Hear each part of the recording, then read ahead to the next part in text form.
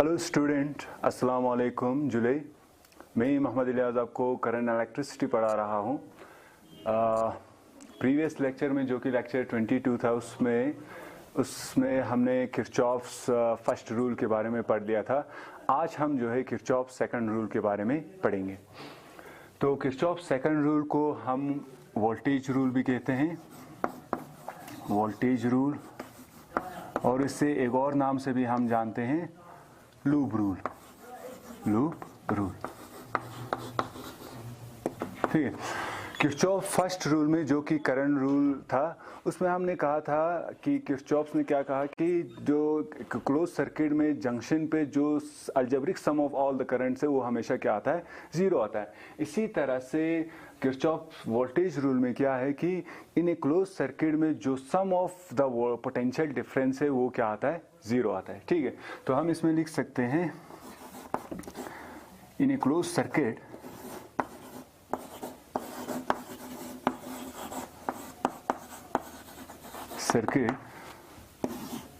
the algebraic sum of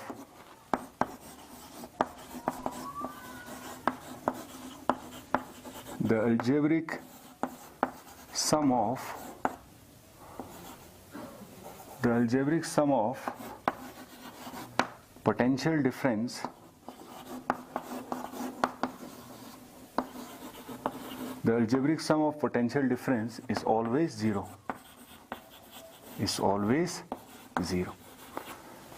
ठीक है। तो इन्होंने ये कहा कि जो वोल्टेज रिले उसमें उन्होंने ये कहा कि जो सम ऑफ जो किसी भी लूप के अंदर, किसी भी क्लोज सर्किट के अंदर सम ऑफ पोटेंशियल डिफरेंस है वो हमेशा क्या आता है, वो हमेशा जीरो आता है। ठीक है। तो यहाँ पे एक चीज़ याद रखना, जो पोटेंशियल डिफरेंस है वो ईएमएफ भी होता है। हमने पहले पढ़ा था ईएमएफ क्या होता है, maximum potential difference when no current is drawn from the cell. ठीक है। तो वोल्टेज को हम इससे भी लिखते हैं ओम्स लॉ के हिसाब से V equal to I R. तो product of current and resistance को भी हम वोल्टेज कहते हैं। ठीक है। तो इसमें हम इस तरह से भी लिख सकते हैं कि the algebraic sum of all the EMF and the algebraic sum of product of current and resistance of a close loop is always zero. इस तरह से भी हम इसे लिख सकते हैं। ठीक है। तो अगर हम यहाँ पे एक लूप बनाएं, इस तरह से हम एक लूप बनाएंगे,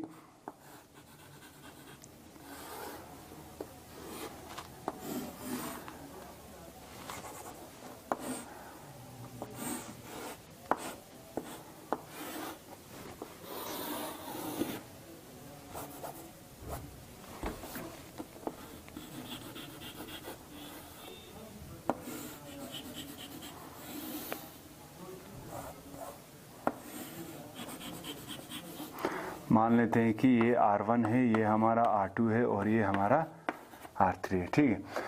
तो इसका ईएमएफ मान लेते हैं कि E1 है, इसका ईएमएफ मान लेते हैं, इस सेल का ईएमएफ जो है वो E2 है, और यहाँ से जो करंट आ रहा है इससे हम नाम देंगे I1। यहाँ से जो करंट जाएगा, कन्वेंशनल करंट आपको पता है हमेशा पॉजिटिव टू नेगेटिव जाता है, और इलेक्ट्रॉनिक करंट जो है वो नेगेटिव टू पॉजिटिव जाता है। तो इससे मान लेते हैं कि E2 है। ठीक है। तो यहाँ पे जो है ये दोनों इस तरफ जाएगा, क्योंकि ये पोटेंशियल अगर सेम है तो इस तरफ से जाएगा। तो यहाँ पे मान लेते हैं कि I3 करंट इस तरफ से जा रहा है, तो यहाँ पे करंट इस तरह से जाएगा, यहाँ पे फिर से I2 करंट इस तरफ आएगा, यहाँ पे I1 करंट इस तरफ से जा रहा है। ठीक है। ठीक, इसे नाम दे देते हैं A, B, C, एक मिनट, D, E, F। ठीक है। तो अब जो है हम पहले लूप में देखेंगे कि टोटल वोल्टेज जो है वो क्या है। तो किरचॉफ्स के हिसाब से जो इस लूप में A, B, E, F में, ठीक है, A, B, E, F, A में जो टोटल वोल्टेज होगा वो क्या होगा, वो जीरो के बराबर होगा। ठीक है। यहाँ पे पहले साइन कन्वेंशन हम देख लेते हैं कि इसमें याद रखना जो साइन कन्वेंशन यूज होता है,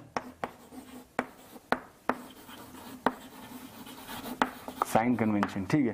पहला साइन कन्वेंशन ये है, अगर जो है हम जो है इस लूप में अगर हम डायरेक्शन ऑफ करंट में भी करंट के साथ साथ अगर हम ट्रैवर्स कर रहे हैं, अगर हम ऑब्जर्व कर रहे हैं या मूव कर रहे हैं, तो हमारा जो product of resistance and current जो कि वोल्टेज होता है वो हमेशा क्या आएगा, पॉजिटिव आएगा। हमने अभी कहा कि वोल्टेज क्या क्या होता है, ईएमएफ भी पोटेंशियल डिफरेंस है, वोल्टेज है, और product of current and resistance भी क्या है, वोल्टेज है। ये दोनों वोल्टेज है, ठीक है। तो यहाँ पे जो वोल्टेज आएगा इस करंट और रेजिस्टेंस की वजह से, अगर हम करंट के डायरेक्शन में अगर हम जा रहे हैं और ये आए करंट और रेजिस्टेंस का वैल्यू पोटेंशियल अगर हम देख रहे हैं और हम करंट के डायरेक्शन में अगर मूव कर रहे हैं तो वो हमेशा क्या आएगा, पॉजिटिव आएगा। और इस लूप में चलते समय अगर सेल का नेगेटिव टर्मिनल अगर पहले आ जाए तो हम ईएमएफ को नेगेटिव लेंगे, अगर पॉजिटिव टर्मिनल पहले आए तो हम पॉजिटिव लेंगे, ठीक है। तो ईएमएफ को हम कब नेगेटिव कब पॉजिटिव लेंगे, अगर ट्रैवर्स करते समय, इस लूप में चलते समय, इस लूप में ऑब्जर्व करते समय अगर नेगेटिव टर्मिनल पहले आ जाए तो हम इसे नेगेटिव लेंगे, अगर पॉजिटिव टर्मिनल पहले आ जाए तो हम इसे पॉजिटिव लेंगे, ठीक है।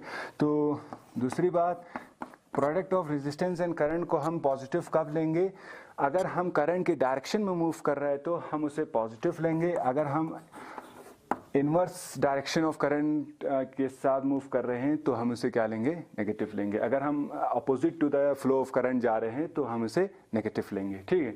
तो चलिए इस लूप का हम टोटल पोटेंशियल देख लेते हैं।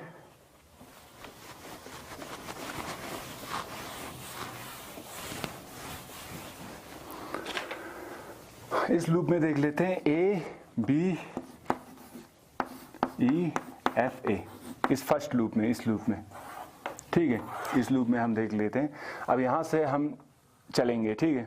तो यहाँ से हम ऑब्जर्व करना स्टार्ट कर देंगे, यहाँ से आया, फिर यहाँ से यहाँ पे करंट I3 जा रहा है और हमारा रेजिस्टेंस I2 है। तो ये वोल्टेज है V = IR, तो यहाँ पे V = IR, ठीक है। तो product of current and resistance क्या होता है, वोल्टेज होता है, तो ये भी एक वोल्टेज है, ठीक है। तो यहाँ पे पोटेंशियल I3 R3, देखिए हम यहाँ से इस तरफ देख रहे हैं और करंट भी इसी तरफ फ्लो हो रहा है, ठीक है। तो यहाँ पे हम इन दोनों का प्रोडक्ट को क्या लेंगे, पॉजिटिव लेंगे, ठीक है। और इसके बाद हम यहाँ पे पहुँचे, यहाँ पे करंट I1 जा रहा है, यहाँ पे करंट I1 जा रहा है और रेजिस्टेंस हमारा R1 है, और हम इसी तरफ जा रहे हैं और करंट भी इसी तरफ फ्लो हो रहा है, तो हम इसे भी क्या लेंगे, पॉजिटिव लेंगे। तो ये आएगा I1 R1। अब देखिए यहाँ पे चलते समय नेगेटिव टर्मिनल पहले आया, ठीक है। तो हम ईएमएफ को क्या लेंगे, माइनस लेंगे, नेगेटिव लेंगे। तो इन सब का सम जो है वोल्टेज रूल के हिसाब से क्या आना चाहिए, ये हमेशा 0 आना चाहिए। तो ये हमारा वैल्यू, ठीक है। तो इसी तरह से हम टोटल वोल्टेज किसी भी सर्किट का टोटल वोल्टेज हम R3, ठीक है। अब हम यहाँ से ऊपर की तरफ जा रहे हैं, अब करंट भी जो है ऊपर की तरफ ही जा रहा है, ठीक है।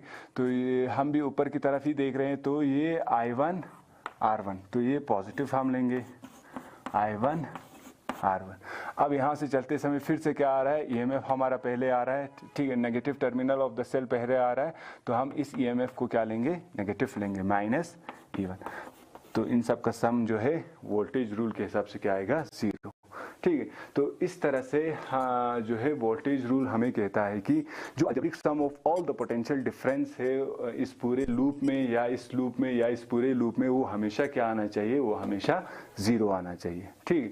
तो ये हुआ किरचॉफ्स सेकंड रूल। अब हम नेक्स्ट क्वेश्चन कर लेते हैं।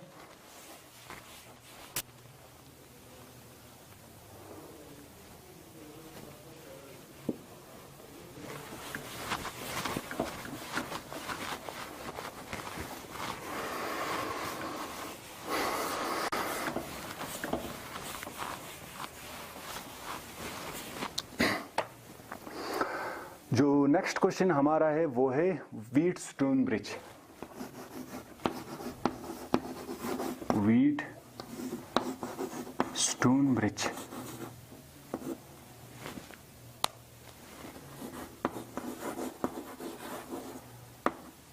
Wheatstone bridge. इसका डायग्राम मैं बना लेता हूँ।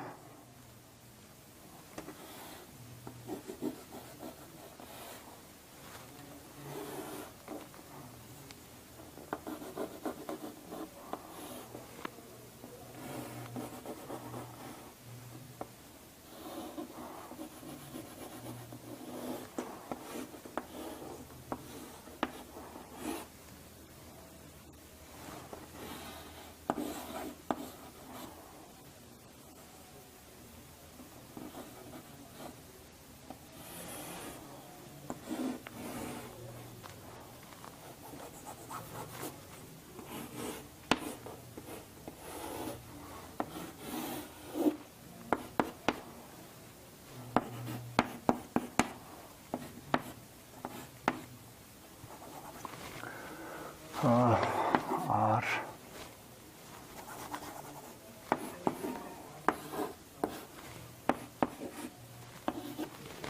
ठीक है। तो व्हीटस्टोन ब्रिज क्या होता है? व्हीटस्टोन ब्रिज एक ऐसा अरेंजमेंट होता है जो किस काम आता है, जो अननोन रेजिस्टेंस को निकालने के काम आता है। ठीक है, तो इस तरह से हम जो है 4 रेजिस्टेंस को इस अरेंजमेंट में रखते हैं। ठीक है, इसी तरह से रखते हैं। यहाँ पे है हम एक गैल्वानोमीटर का भी यूज करते हैं। तो गैल्वानोमीटर क्या होता है? गैल्वानोमीटर एम मीटर की तरह ही होता है, करंट मेजर करता है। ठीक है, आपको मालूम होगा एम मीटर जो है, एम मीटर वो डिवाइस है जो क्या मेजर करता है? जो करंट मेजर करता है। ठीक है, इसी तरह से हमारा वोल्ट मीटर जो है वो वोल्टेज को मेजर करता है। ठीक है, तो इसी तरह से गैल्वानोमीटर भी क्या करता है? करंट को ही मेजर करता है, लेकिन ये बहुत ही स्मॉल करंट को भी ये डिटेक्ट कर सकता है। ठीक है, तो गैल्वानोमीटर भी एम मीटर की तरह ही होता है, करंट मेजर करता है, लेकिन ये स्मॉल करंट को भी मेजर कर सकता है।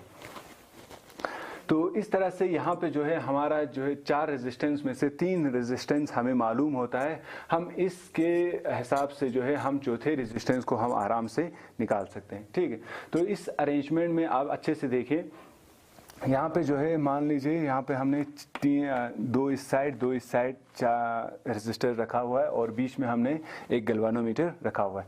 जब करंट यहाँ से फ्लो होगा, जब ये यहाँ पे पहुँचेगा, इसको मैं ए पॉइंट लिख देता हूँ, इससे बी पॉइंट लिख देता हूँ।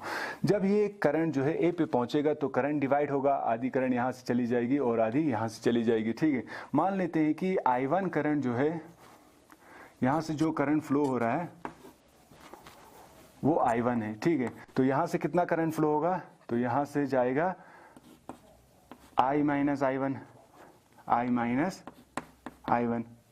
ठीक है, अगर टोटल करंट I है तो यहां से जो करंट I1 करंट अगर फ्लो हो रहा है तो कितना बचा? I माइनस I1 करंट बचा, तो ये यहां से फ्लो होगा। ठीक है, अब जब ये यहाँ पे पहुँचेगा, इससे मैं C लिख देता हूँ, इससे मैं D लिख देता हूँ। अब ये जब ये I1 करंट जब यहाँ पे पहुँचेगा तो यहाँ पे फिर से डिवाइड होगा करंट, आधी करंट यहाँ से चली जाएगी और थोड़ी यहाँ से चली जाएगी।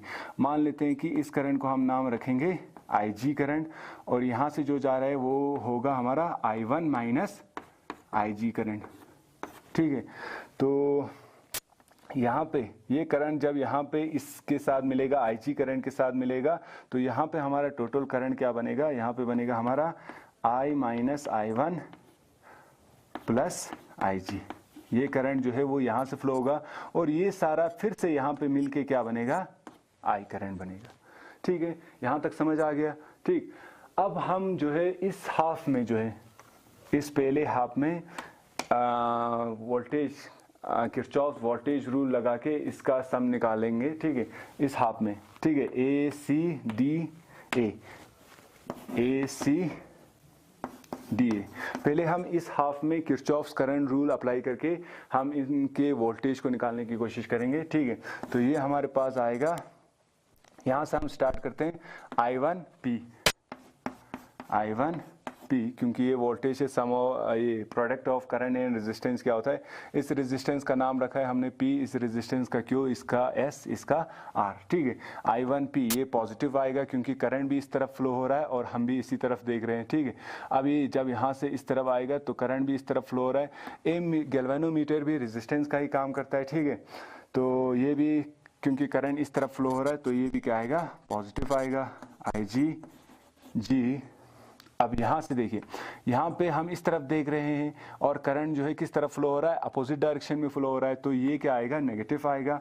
तो ये आएगा हमारे पास -I-I1 R इक्वल टू इन सब का सम जो है वोल्टेज रूल के हिसाब से क्या आता है, हमेशा 0 आता है। ठीक है, तो इसी तरह से हम क्या करेंगे, आप इस पूरे लूप में देखेंगे, पूरे ऑटर लूप में देखेंगे कि टोटल करंट जो है वो क्या आ रहा है। ठीक है,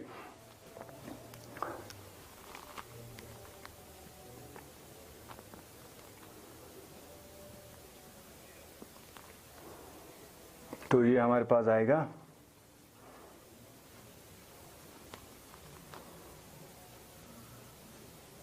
नहीं, अब हम इस सेकंड लूप में देखेंगे कि टोटल करंट क्या आ रहा है इस लूप में। ठीक है, तो ये हमारे पास आएगा I1 माइनस IG Q, और यहाँ से अब हम इस तरफ आ रहे हैं और ये करंट जो है इस तरफ फ्लो हो रहा है, तो ये फिर से क्या आएगा, नेगेटिव आएगा, माइनस यहाँ पे करंट जो है वो इसकी वैल्यू है हमारे पास I minus I1 plus IG into S, और जब हम यहाँ से ऊपर जाएंगे तो ये जो है करंट इस तरफ फ्लो हो रहा है और हम ऊपर की तरफ जा रहे हैं, तो ये हमारा नेगेटिव आएगा, minus IG G is equal to 0। ठीक है, तो हमें क्या करना है, हमें जो है इसका फॉर्मूला बनाना है ताकि हम जो है अननोन रेजिस्टेंस, इसमें से जो हमें अननोन रेजिस्टेंस है हम उसे निकाल सके। ठीक है, तो अब हमें क्या करना है, देखिए यहाँ पे जो गैल्वानोमीटर है, अगर आपने लैब में देखा होगा, लेबोरेटरी में देखा होगा, तो गैल्वानोमीटर इस तरह का होता है।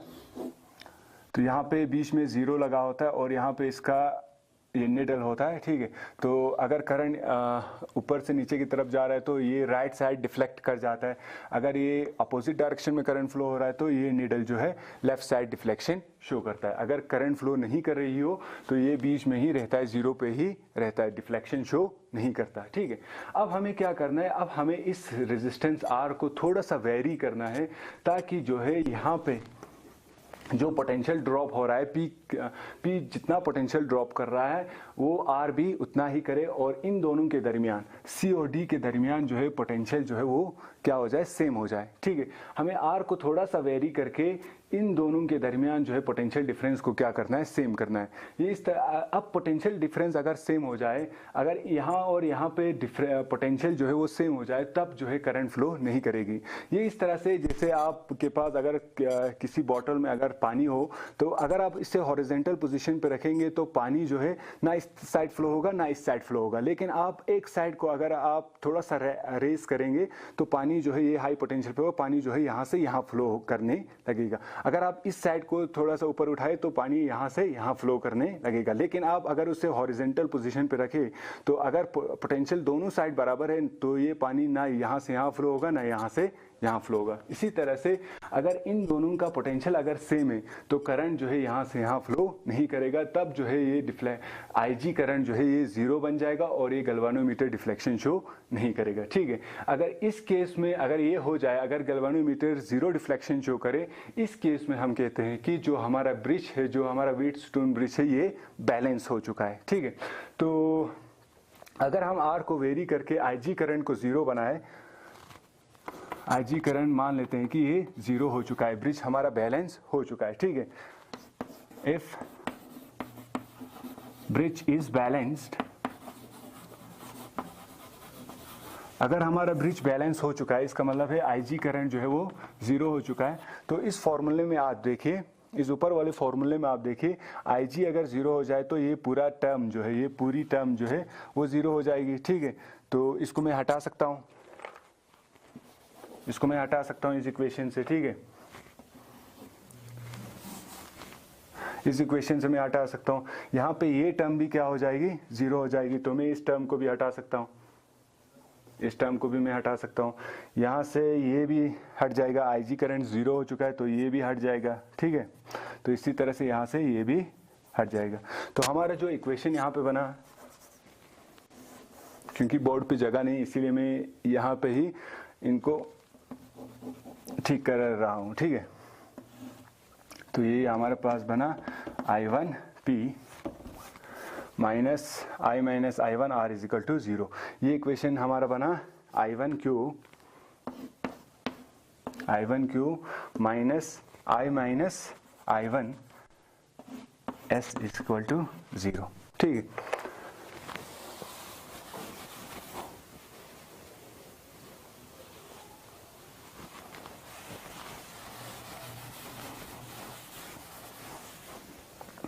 अब देखिए यहां पे इस फर्स्ट इक्वेशन को मैं ऐसे भी लिख सकता हूं आई वन पी। अगर ये मैं माइनस साइन को इस पूरे टर्म को इक्वल टू के उस साइड ले जाऊं तो ये प्लस बन जाएगा। ठीक है, तो ये हमारे पास आएगा आई माइनस आई वन आर। ठीक है, इस सेकंड इक्वेशन को अगर फिर से मैं वही चीज करूं, इस पूरे माइनस टर्म को मैं इक्वल टू के उस साइड ले जाऊं तो ये भी क्या होगा, प्लस बन जाएगा। तो ये हमारे पास आएगा I one Q equal to I minus I one S. ठीक है, अब मैं क्या कर देता हूं, इन दोनों इक्वेशन को, इसको मैं थर्ड लिख देता हूं, इसको मैं फोर्थ लिख देता हूं। इस इक्वेशन थर्ड और फोर्थ को मैं क्या कर देता हूं, डिवाइड कर देता हूं। अगर मैं इन दोनों को डिवाइड कर दूं, सीधे सीधे मैं कर रहा हूं यहाँ पे, अगर मैं इन दोनों को डिवाइड कर दूं इस तरह से, तो ये क्या होगा, आई वन कट हो जाएगा और आई माइनस आई वन कट हो जाएगा। तो हमारे पास क्या रहेगा यहाँ पे, P by Q is equal to R by S. ठीक है, तो यही फॉर्मूला आ गया P बाई क्यू, यहाँ पे P बाई क्यू रहा, यहाँ पे R बाई एस रहा। तो यहाँ पे ये फॉर्मूला हमारा आखिर पे आएगा, P by Q is equal to R by S. तो यहाँ पे क्या होता है, ये जो P Q R एस, ये सारा कुछ क्या है, ये सारा कुछ रेजिस्टेंस है। ठीक है, तो इसमें से अगर तीन रेजिस्टेंस, अगर इनके तीन रेजिस्टर का वैल्यू अगर हमें पता है तो हम चौथे रेजिस्टेंस को हम निकाल सकते हैं। मान लीजिए अगर आपको पता है, इसको मैं मिटा देता हूं फिर से।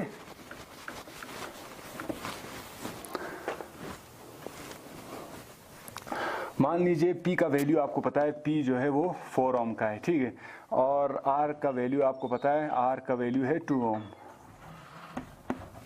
और मान लीजिए Q का भी वैल्यू आपको पता है, Q का वैल्यू है 1 ओम। ठीक है, तो हम जो है S का वैल्यू निकाल सकते हैं। ठीक है, तो किस तरह से निकालना है, वही फॉर्मूला इस्तेमाल करके P by Q is equal to R by S. तो P हमारे पास क्या है, 4 है, Q हमारे पास क्या है, 1 है, और R हमारे पास क्या है, 2 है, और S, तो S की वैल्यू यहाँ पे हम निकाल सकते हैं। ठीक है, तो ये क्या बनेगा, अगर मैं इस इक्वेशन को इस तरह से लिख सकता हूँ, 4S इक्वल टू 2 इंटू 1 2।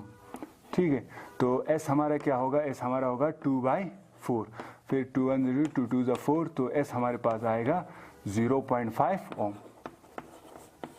तो इस तरह से हम व्हीटस्टोन ब्रिज का इस्तेमाल करके हम जो है किसी भी अननोन रेजिस्टेंस का रेजिस्टेंस हम निकाल सकते हैं। ठीक है, तो लेकिन हमें इसमें क्या होना चाहिए, तीन रेजिस्टेंस, इन 4 रेजिस्टर में से 3 रेजिस्टर का रेजिस्टेंस हमें पता होना चाहिए, तभी हम चौथे रेजिस्टेंस का रेजिस्टेंस निकाल सकते हैं, वरना नहीं निकाल सकते हैं। ठीक है,